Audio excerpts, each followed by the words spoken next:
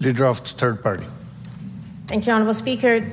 Today marks 6 months since the NDP government released the Old Growth Strategic Review Panel report, although to be clear, this government has had the report nearly a year. They received it in April 2020, but chose not to share it with the public until September. The report called for a paradigm shift in our approach to forestry in British Columbia, especially our ongoing gross mismanagement of old growth. One of the key recommendations is to immediately defer logging of the most at-risk old growth to prevent loss of rare ecosystems. And the report specified this must happen within 6 months. Here we are, and this government still has not taken any meaningful action to protect these forests. Instead, we are losing critical old growth stands as the old strategy of talk and log continues. My question, through you, Honourable Speaker, is to the Minister of Forest, Lands, Natural Resource Operations.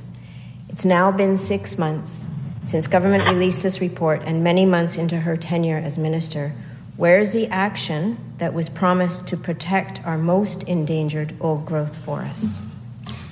Minister of Forest, Lands, Natural Resource Operations. Thank you, Mr. Speaker, and I thank the Leader of the third party for this question. And it's important to remember that for too long, there has been a divisive and patchwork approach to how old growth forests are managed in our province. Those who are calling for a return to the status quo are putting BC's majestic old growth and vital biodiversity at risk. And those who are calling for an immediate moratorium are ignoring the needs of thousands of workers and families in forest-dependent communities right across our province. We want old growth forests to be appreciated by people today and in years to come. It's also a priority for our government to support good jobs for people in BC's forestry sector. That's why our government asked the independent panel to advise us on how we can do better when it comes to protecting our old growth forests. And our government is dedicated to implementing the recommendations to ensure new, holistic approaches to how we manage BC's old growth forests. Leader of third party on supplemental. Thank you, Honourable Speaker. And let's just go through that answer a little bit. A divisive and patchwork response is actually resulting in a particularly divisive and patchwork old growth forests that are left in this province, which are diminishing by the day. The Minister talks about an immediate moratorium, which is not what the panel recommended. It recommended a 6-month work with its deadline for deferral.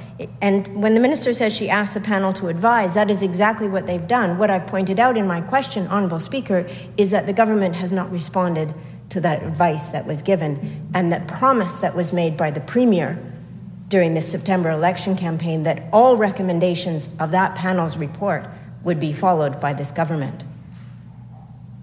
A necessary first step is the immediate interim protection across BC to create some breathing room and protect what we have left.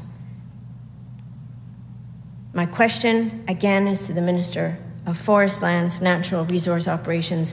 We can't afford years of delay on this anymore. When will she fulfill the promise that was made to implement the old growth panel recommendations, beginning with immediate interim protections in our high-risk old growth forests? Minister of Forest, Land, Natural Resource Operations.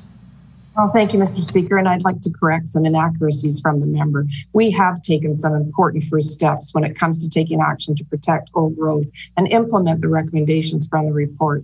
The independent panel recommended we involve Indigenous governments and organizations within the first 6 months of releasing the report, and we have done that and continue to engage with Indigenous governments and organizations on this.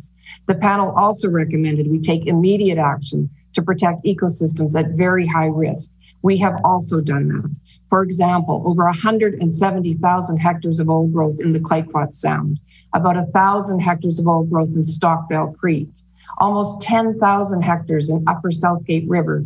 This coastal rainforest is home to wildlife and multiple species of salmon, and that is just to name a few.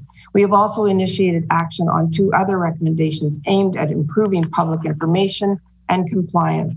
And while we have taken these important first steps, as recommended by the panel, within 6 months, we know there is much more work to do. And we are dedicated to continuing in this important work with government-to-government discussions with Indigenous leaders, talking to our partners in labor, industry, environmental organizations, and communities. We have taken those first initial steps, and there is more to do, and we are committed. We are committed to following the recommendations of the Old Growth Report. Thank you, Mr. Speaker.